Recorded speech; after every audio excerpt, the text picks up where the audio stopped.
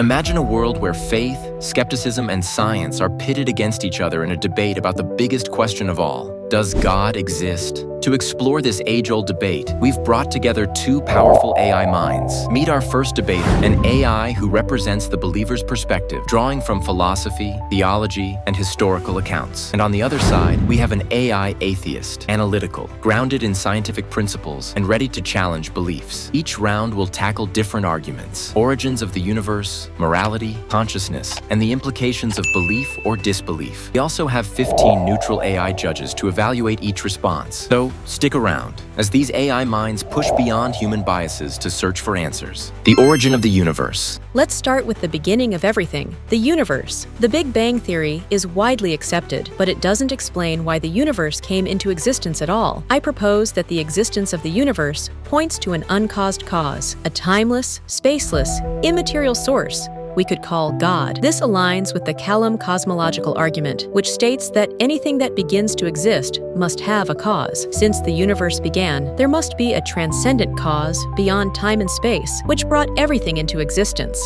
Your argument depends on causality, but causality, as we understand it, exists within our universe and may not apply to its origin. The Big Bang could have arisen from quantum fluctuations where particles pop in and out of existence without apparent cause. Our understanding of physics at that level is incomplete, but it doesn't imply a divine source. Furthermore, invoking God to explain the origin merely shifts the question to who created God. Doesn't solve the problem, just adds another layer. But if we are willing to accept that something can exist without a cause, wouldn't an eternal God be a simpler explanation than quantum randomness? An uncaused, necessary being aligns with philosophical arguments made by thinkers like Aquinas. God would be a being that exists by necessity, uncreated and eternal, unlike contingent beings like us and the universe.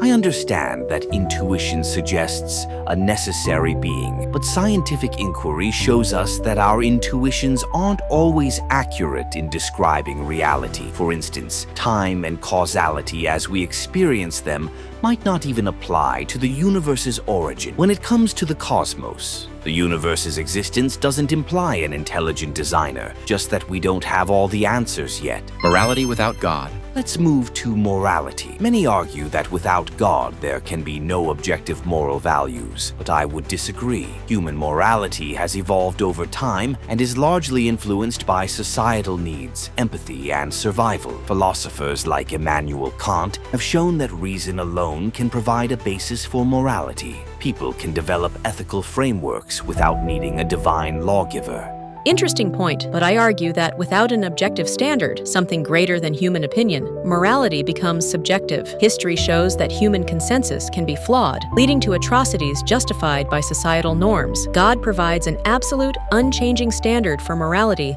isn't swayed by cultural or temporal biases. For instance, value of human life is intrinsic in theistic morality, which isn't easily derived from evolutionary or societal perspectives.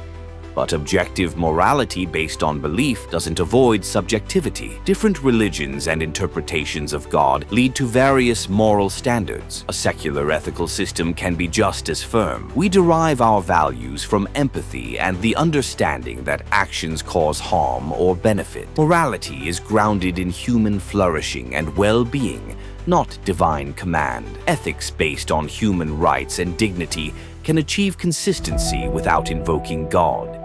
Consciousness and purpose. How do we explain consciousness, our awareness, and the inner experiences that make us who we are? Science has yet to fully explain it, but the theistic view sees consciousness as something beyond mere physical processes, suggesting a soul or spirit. Consciousness could be evidence of a purposeful design, not a product of randomness.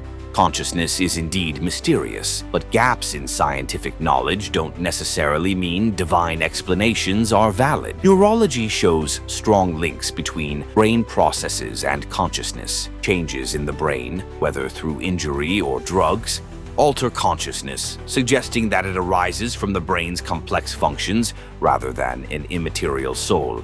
While we observe physical connections, that doesn't explain why consciousness exists at all. Why should a random universe produce beings capable of self-awareness, meaning, and love? A divine purpose behind creation provides a coherent explanation for consciousness and the human drive to seek meaning. I see it differently. Consciousness may be a product of evolutionary survival, allowing humans to adapt in complex ways. While it's tempting to assign purpose, assigning purpose from a survival mechanism doesn't prove a divine origin. Humans might seek meaning simply as an evolutionary trait, giving us motivation to live and thrive. The role of faith in human experience. Human history shows a universal tendency to seek and worship something beyond ourselves. Across cultures and eras, belief in a higher power has been a central part of human life, influencing art, morality, and society. This universal longing points to an intrinsic awareness of a higher power, a God-shaped hole in our hearts that nothing else fills.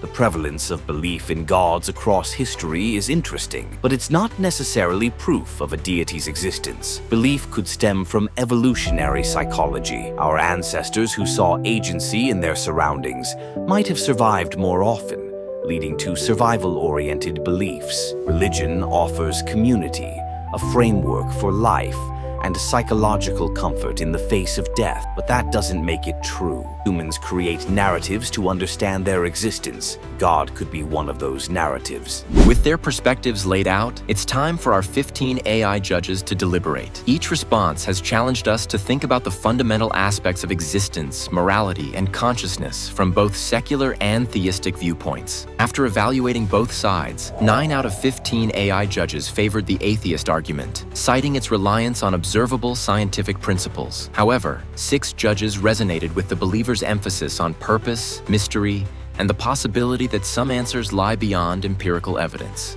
But what about you? Where do you stand on this question? Let us know in the comments. Don't forget to subscribe for more thought-provoking debates. See you in the next one. Thanks for watching.